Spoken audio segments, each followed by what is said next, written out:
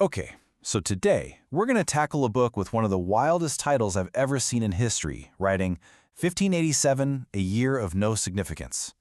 You see a title like that and you just have to stop and ask, wait, what? Yeah, right there on the cover, it's a total paradox, isn't it? I mean, history books are supposed to be all about the big stuff, the significant years, the moments that changed everything.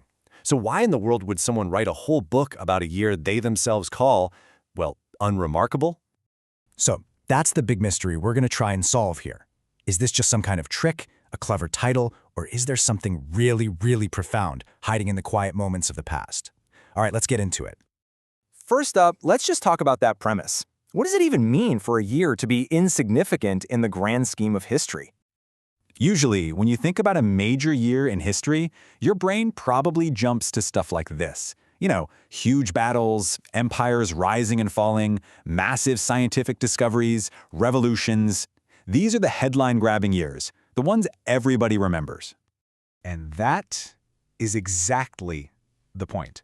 If you look at the records for 1587 in Ming Dynasty China, it's just quiet, you know? No huge wars were won or lost, the emperor was chugging along, no groundbreaking inventions.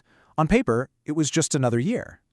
But, and this is the key, there's something really strange hiding in all that quiet. To really get what this book is trying to do, we're going to throw a curveball in here, something that seems like it comes from completely out of nowhere. Think of it as a little test for the main idea. This word, Kholistan. Just think about that for a second. It just shows up with no context. It's not a place in China. It's not some famous general from the time. So what in the world is it? And when you find out what it is, wow.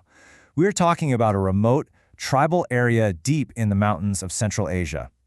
Geographically, culturally, it's a completely different planet from the massive bureaucratic empire of Ming China. And here's the puzzle, right? What could that possibly have to do with Ming China in 1587? Now, here's a hint. The answer isn't a simple fact you can just look up. This is where we have to start thinking a little differently. All right, so how do we connect these two dots that seem like they're in completely different universes? I mean, look at this. On one hand, you've got this huge, sophisticated empire in what seems to be a year of total calm. On the other, a distant, rugged land totally outside its world. It's like finding a puzzle piece from a completely different box. And let's be super clear here. If you're digging through history books for a battle or a trade deal that connects these two, you're going to be digging forever, because it's not there. The connection isn't supposed to be literal. It's an idea. And this is where we get to the real heart of it all. The whole book, that crazy title, this weird conceptual clue, it's all a setup. It's designed to get us to look at history in a totally new way. So no, the book is not about some secret, long-lost historical event. We can just toss that idea right out the window. This isn't a history quiz. The connection is philosophical. By throwing this totally random, unrelated thing, Kholistan, into the story of a supposedly boring year, the author is basically shaking us by the shoulders and saying, hey, what do you think is important and why? It forces us to question our own assumptions. And boom, that's the whole point of the book. The big, loud, headline-grabbing events, that's just the tip of the iceberg. The real forces that shape a society, the unwritten rules, the slow-moving gears of government, the things everyone just assumes, that stuff is invisible most of the time. You don't see it in the big battles. You see it in the quiet years. So this is the new way of seeing things it's proposing. You pick a boring year, and suddenly you can actually see the system itself working. You see the personalities, the cracks in the foundation, the subtle problems that decades later are going to cause the whole thing to crumble. The Kholistan idea, it's just a jolt to your system, a reminder to look for meaning where you'd least expect to find it.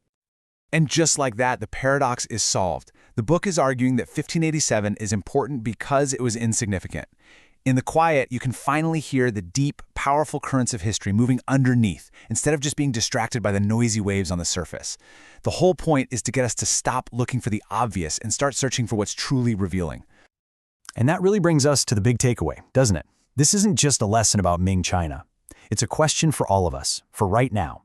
In our own lives, in the world around us, what are the quiet, overlooked details that might actually hold the key to understanding the bigger picture? What's your Kholistan?